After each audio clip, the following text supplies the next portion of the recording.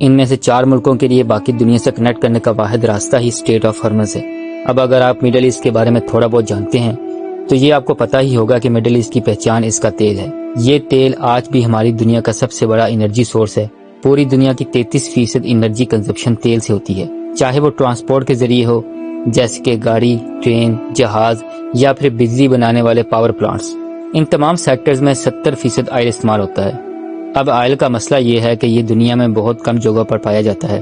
اس circle میں دنیا کا آدھا تیل ان 8 کنٹریز کے پاس ہے، اور بات صرف یہی ختم نہیں ہوتی بلکہ دنیا کے 40% نیچرل گیس ریزرو بھی اسی سرکل میں موجود ملکوں کے پاس ہیں۔ اب نیچرل گیس، تیل اور کوئلے کے بعد دنیا کا تیسرا سب سے بڑا انرجی سورس ہے۔ برٹش پیٹرولیم کے مطابق ایران کے پاس دنیا میں سب سے زیادہ گیس کے ریزروز ہیں، تو ہم یہ کہہ سکتے ہیں کہ پورے پرشین گلف میں تیل اور نیچرل گیس کے اتنے زیادہ ذخائر ہیں جتنے شاید ہمارے پورے پلانٹ پہ کہیں نہیں، اور اسی لیے پوری دنیا کی 15% انرجی سپلائی اسی پرشین گلف میں موجود کنٹینر سے آتی ہے، اور فی الحال اس سپلائی لائن کا پوری دنیا کے پاس کوئی اور الٹرنیٹو بھی نہیں ہے۔ لیکن اس 30 میل کے ایریے سے گزر کر جانا اتنا بھی آسان نہیں۔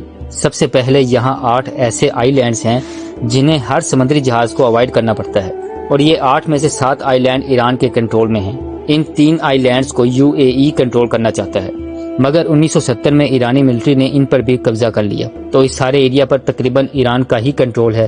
دوسرا، یہ جو ریڈ ہائی لائٹڈ ایریاز آپ دیکھ رہے ہیں، یہاں پر سمندر کم گہرا ہے اور آئل ٹینکرز کے لیے یہاں سے گزرنا تقریباً ناممکن ہے۔ اتنی مشقت کے بعد پرشین گلف سے نکلنے والا میجورٹی تیل ایسٹ ایشیا کی طرف جاتا ہے، جس میں سے 76% تو صرف 5 کنٹریز کے پاس جاتا ہے۔